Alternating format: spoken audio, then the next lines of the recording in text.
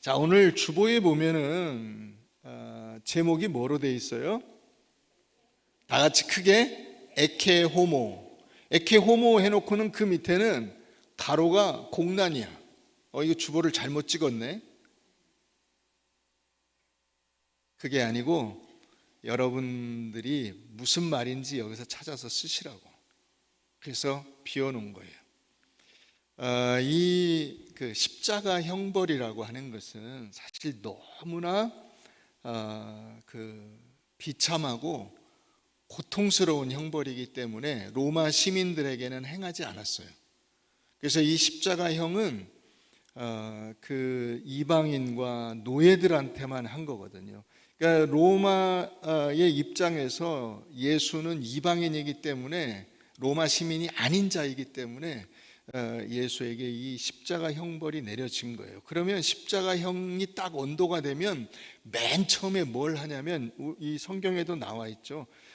군병들이 그 죄수를 끌고 가서 채찍질을 해요.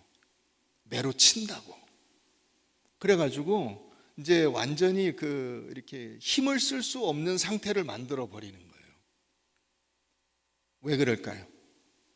잘 죽으라고. 쉽게 죽이기 위해서예요. 팔팔하면 시간이 오래 걸리기 때문에 아주 반 죽여가지고 그 십자가에 달았을 때 죽도록 하기 위해서. 그래서 예수님이 지금 빌라도를 통해서 이제 유대인들에게 유대인들이 요구한 십자가형을 받게 되고, 군병들이 예수를 채찍질 해가지고 머리에 가시관 쓰고 채찍 맞고, 그래서 피투성이가 돼가지고 기진맥진한 상태로 지금 나온 거예요. 사람들 앞에 이렇게 세운 거야, 빌라도가. 그리고는 에케 호모라고 한 거예요. 에케 호모. 무슨 뜻일까요? 보라, 이 사람이로다. 이 사람을 보라라고 말한 거예요. 그래서 이 에케 호모의 주제로 많은 화가들이 그림을 그렸어요. 그 중에 한 그림을 우리가 한번 보면, 이게 렘브란트라고 하는 사람이, 여러분들이 이름 들어보셨죠? 이 렘브란트라고 하는 화가가 그린 초안인데, 저기 이제 빌라도가 서 있고 예수님이 지금 끌려와서 서 있고, 저때 빌라도가 에케 호모를 얘기한 거예요. 에케 호모라는 것은 라틴어예요. 라틴어인데 보라, 이 사람을, 그 뜻이에요. 영어로 하면 behold the man. 이 너희들이 지금 고소한 이 사람을 봐라. 이 사람이 유대인의 왕이라고 고소했는데 이게 진짜 왕이냐? 왕이 아닌 사람을 왕이라고 고소해가지고 이 몰골이 뭐냐? 너희가 도대체 제대로 고소를 한 거냐? 빌라도는 그 예수님에 대해서 무죄를 알고 확신하고 있었기 때문에 사실 그렇게 에케 호모라고 이야기한 건데, 군중들 입장에서는 아니 지가 왕도 아닌데 왕이라고 했으니까 벌을 받아야죠 하는 입장으로 사실 대하는 거예요. 우리가 오늘 이 에케 호모가 가진 보라, 이 사람을 이라고 하는 이 호칭, 그 부름이 가지는 의미가 무엇인가 하는 것을 살펴보았으면 좋겠습니다. 에케 호모라고 하는 것은 사실 예수님의 성육신을 단적으로 나타내주는 호칭이에요. 예수님이 육신을 입고 이 땅에 내려오신 것도 사실 안쓰럽고 그 하늘 영광을 버리신 지극히 낮아지심인데, 더군다나 그 보통의 인간 중에서도 사형수가 되어서 채찍질을 당하고 피투성이가 되어 사람들 앞에 조롱을 받으면서 서 있는 이 모습이야말로 예수님께서 이 땅에 내려오신 그 모든 의미를 그대로 담고 있는 모습이라고 할 수 있는 것이죠. 우리가 예수에 대해서 오해하고 예수를 여러분들이 가지고 있는 선입견에 의해서 잘못 이해하고 있는 것들이 너무나 많이 있어요. 그래서 그것은 오늘 이따가 오후에도 여러분들이 초대교회사, 중세교회사를 살펴보시겠지만은, 이 예수님이 처음 십자가에 달려 돌아가시고 구원받으시 부활하신 다음에 승천하시고 하신 다음에 그 사람들이 예수를 믿을 때 제일 먼저 예수에 대해서 오해한, 예수에 대한 이단들이, 두 종류의 이단들이 나타났어요. 한 종류의 이단, 예수에 대한 크나큰 오해죠. 그게 뭐냐면 예수는 육신을 입고 오신 분이 아니다, 예수는 하나님이시다라고만 주장을 한 거예요. 예수님이 육체를 입고 오신 하나님이라고 하는 이 우리가 믿고 있는 예수 그리스도에 대한 그 이해를 잘못 이해한 거죠. 예수는 인간으로 오지 않으셨어. 그래서 예수의 인성을 부인하는 이단이 맨 먼저 나타났어요. 이게 도케티주의라고 하는 것인데, 이 도케티주의는 도케오라고 하는 단어에서 나온 거예요. 도케오는 어떤 뜻이냐면 무엇인 것처럼 보이다, 이런 뜻이에요. 그러니까 예수가 인간의 몸을 입고 온 것처럼 보이지만은 아니다, 그렇지 않다. 예수는 하나님이신데 인간의 모습을 입은 것처럼 환상으로 보여주셨을 뿐이지 실제로 육체를 입으신 것은 아니다라고 예수의 그 인성을 부인하는 이단이 먼저 나타난 거예요. 그 다음 이단이 어떤 이단이냐면 예수의 신성을 부인하는 이단도 나왔어요.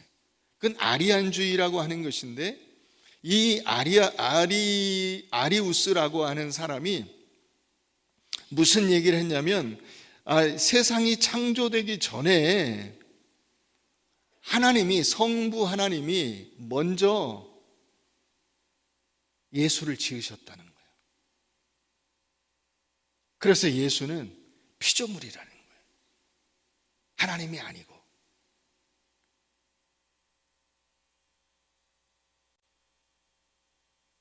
무슨 말인지 이해가 되세요? 그래서 이 성자라고 우리가 일컫는 이 예수가 존재하지 않았던 때가 있었다 라고 주장한 게 이 아리우스주의예요. 그래서 이런 이단들의 이 잘못된 예수에 대한 여러 가지 제멋대로 주장하는 이런 것들을 보고 교회 지도자들이 같이 모여서 여기에 대해서 분명히 우리가 정리를 해줄 필요가 있다. 그래서 모인 회의가 325년에 니케아 회의라는 데요. 이 니케아 회의에서 분명히 이제 정리를 해줍니다. 성부, 성자, 성령은 하나님이시고 동일한 하나님이시고 동일한 본질을 가지신 분이다 라고 선언을 하는 회의를 한 거예요. 이게 회의가 그냥 며칠 한 게 아니고요, 몇 년간 하는 회의예요. 그래서 모든 내용들을 다 살펴보고 거기에 대해서 일일이 다 정리하고 이건 아니야, 이렇게 하면 안 돼, 이런 얘기는 잘못된 거야 라고 정리를 다 해준 거예요. 그래서 이제 그때부터는 이제 예수 그리스도는 하나님이시고 하나님과 동등한 존재로서, 빌립보서 2장에 나오는 대로 그는 근본 하나님의 본체시나, 그죠? 하나님과 동등한 본질과 존재의 권위를 가지신 분으로 정리가 딱 된 거예요. 그래서 우리가 오늘날 예수는 인간이시면서 동시에 하나님이시라고 하는 이 믿음을 갖게 된 것입니다. 그런데 이 아리우스주의를 아직도 붙들고 있는 사람들이 있어요. 그게 누군지 아세요? 맞추면 500원.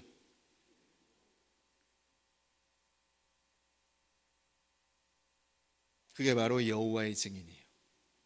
여호와의 증인은 예수님의 신성을 부인해요. 그래서 여호와의 증인 2단이에요.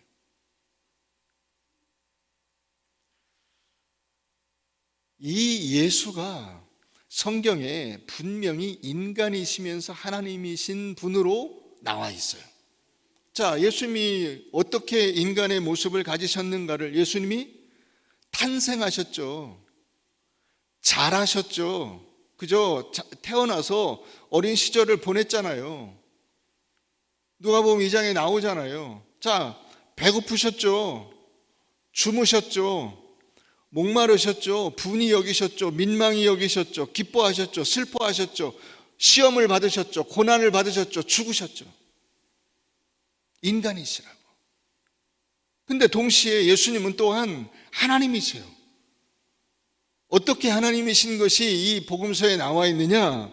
구약에 하나님께 적용된 모든 하나님에 관련된 그 명칭과 속성들이 다 예수에게 그대로 적용이 돼 있어요.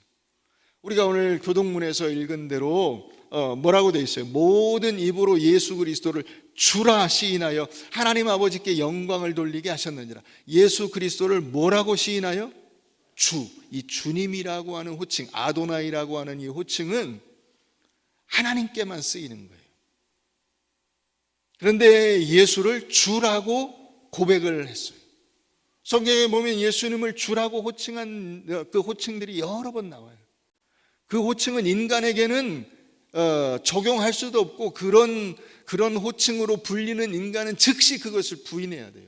그런데 예수님이 그것을 그대로 받아들이시고 주라는 호칭을 그대로 인정하시죠. 이것은 그분이 하나님이심을 나타내는 거예요. 뿐만 아니라 예수님은 창조주로서의 권세를 보이셨어요. 한쪽으로 우리가 지난주에 살펴본 것처럼 예수님이 십자가에 달려 돌아가실 때 우리로 치면 12시부터 3시, 제 유대인 시간으로 제 6시부터 9시까지 해가 빛을 잃었어요. 구름이 가려진 것이 아니라 해가 빛을 잃었어요. 근원이 이게 그 기능을 못했다고. 뿐만 아니라 예수님이 물 위로 걸어오시면서 그 제자들이 깜짝 놀라시고, 그죠? 창조주이시기 때문에 그렇게 하실 수 있는 거예요. 중풍병자를 고치시고 하는 이와 같은 일들이, 바람과 바다들을 꾸짖으시고 무화과 나무를 저주하시니 무화과 나무가 말라버리고 하는 이런 이 창조의 권세와 능력을 행사하시는 거예요. 세 번째는 그가 죄사함의 권세를 가지셨다는 거예요. 그래서 침상에 이 병자를 달아내실 때 소자야 내 죄가 사함받았느니라. 여러분, 누가 죄를 사할 수가 있어요? 누군가의 죄를 인간이 어떻게 용서한다 만다 그런 얘기를 입에 올릴 수가 없죠. 그건 뭐 천주교의 신부가 어떻게 죄를 사해요? 인간이 어떻게 인간 마음대로 네 죄가 사함받았다 말았다 얘기를 할 수가 있어요? 없죠. 그건 하나님만이 하시는 거예요. 뿐만 아니라 예수님은 경배를 받으셨어요. 그래서 예를 들면 그 마태복음 14장에 그 무리를 걸어가시고, 그러자 만약에 예수님이면 나를 무리로 걸어오라고 하십시오. 걸어와라. 빠지고, 야 이놈아 그것도 못하냐 혼나고, 그리고 내려와서 어떻게 하시죠? 그 끝에 33절에 보면 그들이 절하며, 이 절하다라고 하는 이 단어가요, 프로스큐네오라고 하는 단어인데, 이게 번역을 절하며로 했지만 원래 뜻은 뭐냐면 예배하다예요. 예배하다. 그러니까 예수님이 예배를 받으신다고. 제자들에게 예배를 받으세요. 경배를 받으세요. 그건 인간이 할 수 없는 일이에요. 자, 그러면 예수님의 이 인성과 신성이 다 필요합니까? 다 필요해요. 반드시 있어야 돼요. 왜 그럴까요? 예수님의 인성이 있어야 우리의 죄를 지시고 십자가에 달려 죽으시는 그 고난을 감당하시는 거예요. 그 의미가 있는 거예요. 만약에 그게 인간이 아니고 아까 그 처음에 얘기한 도케티주의처럼 그렇게 십자가를 지고 죽으신 것처럼 보이지만 그건 환상이었어 라고 말하면 예수님의 고난은 아무 의미가 없는 거잖아요. 그건 진짜 우리의 죄짐을 진 게 아니라 가짜라는 거잖아. 그래서 인성이 필요한 거예요. 인성이 있어야만 죽음의 형벌이 유효한 거예요. 동시에 예수님이 하나님이셔야 돼. 그분이 하나님이셔야만 십자가에 달려 죽으신 그 구속의 은혜를 모든 인간에게 유효하게 하실 수 있어요. 인간이면 자기 죄를 지고 자기 죄에 대한 책임만 지고 그것으로 끝난 거예요. 그러나 그분이 하나님이시기 때문에 자신이 담당한 그 죄의 그 구속의 은혜를 모든 사람에게, 그를 믿는 모든 사람들에게 나누어 줄 수가 있는 거예요. 그런데 오늘날 우리의 현실 속에서 보면 이렇게 빌라도가 말한 것처럼 에케호모, 이 사람을 보라라고 하는 이런 그 요구를 우리 인간들이 어떻게 그걸 변질시켜 버리냐면 나를 보라로 바꿔버리는 거예요. 나를 보라. 에케에고로 바꿔버려요. 에케에고. 그 대표적인 인물이 누구냐면 니체라고 하는 사람이 있어요. 여러분들도 뭐 니체를 좋아하고 뭐 니체가 주장한 그 주장에 공감한다는 사람들이 너무 많아요. 그건 불신앙입니다. 신앙인으로서는 그 의미를 파고 들어가면 아, 이거 매우 잘못됐구나 라고 하는 것을 알아야 돼요. 니체가 여러분 죽기 전에 마지막으로 쓴 책이 이 에케호모예요. 그런데 그 니체가 쓴 이 에케호모라고 하는 책의 챕터, 이 그 네 부분으로 나눠져 있는데 제가 네 부분 제목을 읽어드릴게요. 들어보세요. 첫 번째 챕터, 나는 왜 이렇게 현명한가? 두 번째 챕터, 나는 왜 이렇게 영리한가? 세 번째 챕터, 나는 왜 이렇게 좋은 책을 쓰는가? 네 번째 챕터, 나는 왜 하나의 운명인가?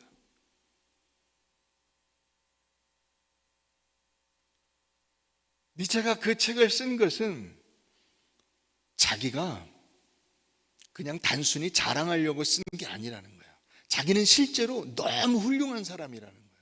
그러니까 못난 사람이 자랑하는 거는 이건 깜이 아닌데 나는 자랑할 깜이라는 거예요. 잘난 사람이 잘났다고 얘기하는 거야. 뭐가 문제냐는 거예요. 여러분 니체만 그래요? 여러분들도 그러지 않아요? 나 정도만 예수 믿어봐. 어디 가서 예수 믿는다는 소리 듣지. 우리 임직 후보자들이 있는데 또 그렇게 생각하시는 분이 혹시 있을라? 여러분들 표정이 심각한 거 보니까 그렇게 생각하시는 모양인데? 여러분 우리의 마음에 이런 마음들이 있는 거예요. 다 각자 자기 나름대로의 자랑거리들이 있어요. 그 자랑을 내세운다고 자꾸만. 그래서 에케호모, 예수를 바라보지 않고 자꾸 누구를 바라봐요? 자기 자랑. 자기 자랑. 자기 증명. 자기 우월. 자기 교만. 그런 거에 빠져서 사는 게 오늘날 현대인들이에요. 그거를 좋게 표현해서 뭐라 그러죠? 자존감이 높대.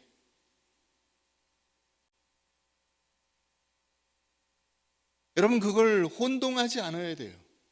우리가 하나님께서 나를 구원하신 것에 대한 자부심과 감사와 기쁨을 가지는 것과 이 니체처럼 나는 왜 이렇게 현명한가? 나는 왜 이렇게 영리한가? 나는 왜 이렇게 좋은 그 인생을 살고 있는가? 야, 나처럼만 살아봐 라고 말하는 그 나처럼만 살아봐를 니체식으로 표현한 게 뭐예요?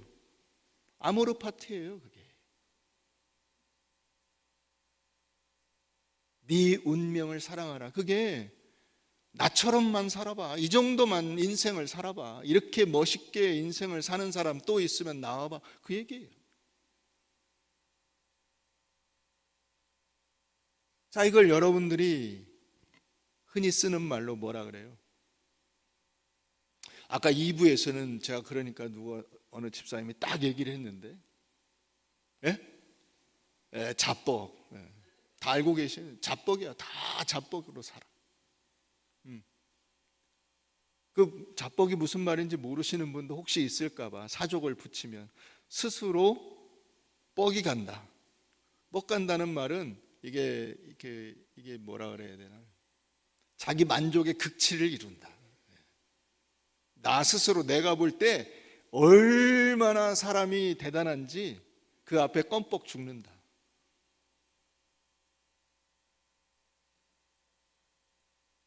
여러분, 이런 인간이 성경에도 나와요. 성경에도.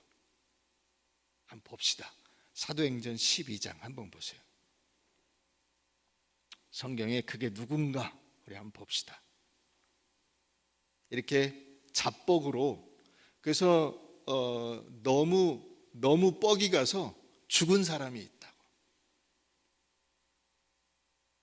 사도행전 12장 21절 봅시다. 헤롯이 나를 택하여 왕복을 입고 단상에 앉아 백성에게 연설하니 백성들이 크게 물으되 이것은 신의 소리요 사람의 소리가 아니라 하거늘 헤롯이 영광을 하나님께로 돌리지 아니하므로 주의 사자가 곧 친히 벌레에게 먹혀 죽으니라. 헤롯이 자뻑에 갔다고.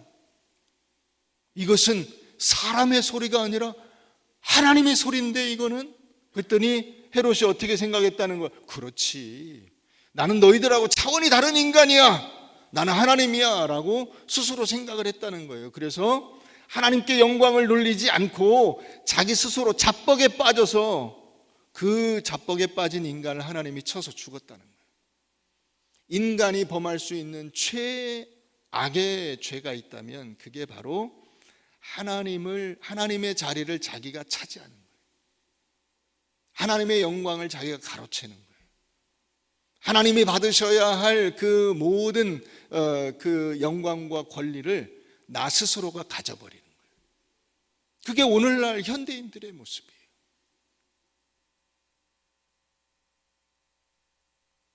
여러분, 종교개혁의 가장 중요한 원리 가운데 하나가 뭐예요? 오직 하나님께 영광, 솔리 데오 글로리아. 내 인생의 모든 근원과 영광, 찬양은 하나님께만 돌려드립니다 라고 하는 거예요. 여러분, 그런 점에서 오늘 이 에케 호모는 우리에게 굉장한 경고와 또한 모범이 되는 말씀이기도 한 거예요. 우리 스스로에게 우리가 만족하고 자기 자신을 사람들 앞에 내세우기를 즐겨하는 이 시대 속에서 우리가 참으로 바라봐야 할 인간이 누구인가? 그것은 우리 자신이 아니라 예수 그리스도이신 것입니다. 이와 같은 인생으로 변화된 사람이 있어요. 그게 누구냐면 니콜라우스 진젠돌프라고 하는 사람이에요. 이 진젠돌프는 젊은 엘리트였어요. 애초부터 금수저예요. 그런데 그냥 단순히 금수저 정도가 아니라 머리도 좋아. 그래서 재산도 많고 권세도 있고 머리도 좋고 앞날이 창창한 사람이에요. 근데 이 사람이 어느 날 뒤셀돌프의 어느 미술관에 들렸는데 그 미술관에서 도메니코 페티라고 하는 사람이 쓴 에케 호모, 아까 그 그림 같은 그런 그림들을 많은 화가들이 그렸는데 그 중에 하나인 도메니코 페티라고 하는 사람이 그린 에케 호모 그림 앞에 발길이 멈췄어요. 그 그림 앞에서 이 사람이 고꾸라집니다. 그 그림을 보고 고꾸라진 것이라기보다는 그 그림 밑에 쓴 글귀가 이 사람의 머리를 꽉 친 거예요. 그 그림 밑에 뭐라고 써 있었냐면, 나는 널 위해 이런 고난을 당했지만은 너는 날 위해 무엇을 하였느냐 라고 써 있었어요. 찬송가 가사도 있죠. 나는 널 위해 이 고난을 당했지만 너는 날 위해 무엇을 하였느냐. 이 글귀를 딱 보는 순간 이 진젠돌프는 그 자리에서 마치 뒤통수를 망치로 얻어맞은 것처럼 정신을 차릴 수가 없었어요. 자기는 아까 헤롯처럼, 니체처럼 자기가 잘나서 그 자리에 있는 줄 알았어요. 그런데 그 그림을 보고 그 글귀를 보는 순간, 내가 오늘 여기 서 있는 것은 예수 그리스도의 십자가의 은혜로 여기 서 있는 거구나. 내 인생은 내 능력과 내 열심과 내 노력에 근거한 인생이 아니라 하나님께서 내게 은혜로 베풀어 주신 것이구나를 드디어 알게 된 거예요. 그래서 그가 거기서 완전히 회개하고 자기 재산을 다 기부해서 근대 기독교 선교 운동을 일으켰어요. 그래서 그가 모라비안 선교 운동이라는 것을 시작하게 되었고, 이 모라비안 선교 운동은 오늘날 일반화되어 있는 평신도 선교사, 평신도 자비량 선교사의 시초가 된 거예요. 선교사를 전문 선교사만 가는 것이 아니라, 목회자만 선교사로 가는 것이 아니라, 평신도가 각자의 재능과 능력을 가지고 복음을 알지 못하는 이들 속에 들어가서 그들과 함께 살면서 동고동락하면서 그들에게 복음을 전하고 그들에게 자기가 가진 그 재능을 통해서 유익을 나누어 주는 그 일을 이 진젠돌프가 시작을 했다. 뭘 보고? 에케 호모, 예수를 보라. 예수가 너를 위해서 십자가에 달려 죽어 너에게 준 그 새 생명의 은혜를 너는 알고 있느냐라는 그 물음 앞에서 이 진젠돌프가 진정으로 하나님의 종으로 사는 것이 무엇인가를 깨닫고 변화하게 된 것입니다. 여러분, 그러니까 니체를 보면, 니체는 기독교의 근본 원리인 하나님을 바라보고 그분의 은혜를 누리는 삶, 여기에 정면으로 도전한 인생이에요. 그 인생이 어떻게 됐죠? 나중에 머리가 완전히 돌아버려서 미쳐서 죽었어요. 그러나 진젠돌프는 하나님의 종으로 살기를 결단하고 예수 그리스도의 은혜를 나도 다른 사람들에게 나누어 주며 살아야 되겠노라고 하는 그 결단으로 변화된 거예요. 사랑하는 성도 여러분, 오늘날 세상은 여러분들 자신에게 만족하고 여러분들 자신을 세상에 내세우면서 살라고 합니다. 에고의 인생을 유혹하고 있습니다. 그러나 우리는 다시 한번 우리에게 외치시는 이 성경의 외침, 이 성령의 부르심을 들어야 할 줄로 믿습니다. 에케 호모, 이 사람을 보라. 십자가를 지기 위해서 채찍질을 맞아 그 고통당하고 사람들에게 조롱과 모욕을 받으면서 가시관을 쓰고 피를 흘리고 있는 너의 구세주를 보라. 그가 당한 고난 앞에서 너는 무엇을 갈구하며 살고 있느냐? 너의 만족과 편안함이 내 인생의 목표냐? 과연 그것이 너의 인생을 참으로 아름다운 영광의 삶으로 인도하겠느냐? 아니면 내가 당한 그 고난의 길, 모든 사람을 위한 헌신과 사랑의 길, 그 길을 너도 가려느냐? 이것을 우리에게 요구하고 있는 것입니다. 진정한 그리스도인이라면 이 십자가의 고난을 피하지 않아야 할 것입니다. 진정한 그리스도인의 표상은 무엇이냐면 바로 예수가 당한 고난을 나의 고난으로 붙들고 나의 인생 속에서 부딪히는 어려움과 환난과 난관을 믿음으로, 말씀으로, 하나님의 은혜로 극복하고자 하는 결단과 다짐을 가지고 담대히 자신의 삶 속으로 나아가는 사람일 것입니다. 예수께서 인간이시면서 동시에 하나님으로 이 땅에 오셔서 고난을 당하셨듯이 우리에게도 그 똑같은 자리에 세워주셨습니다. 우리도 하나님의 자녀로서 그 영광을 약속받고 그것을 바라보고 사는 사람이면서 동시에 이 땅에 발을 딛고 세상의 어려움 속에서 살아가는 사람들입니다.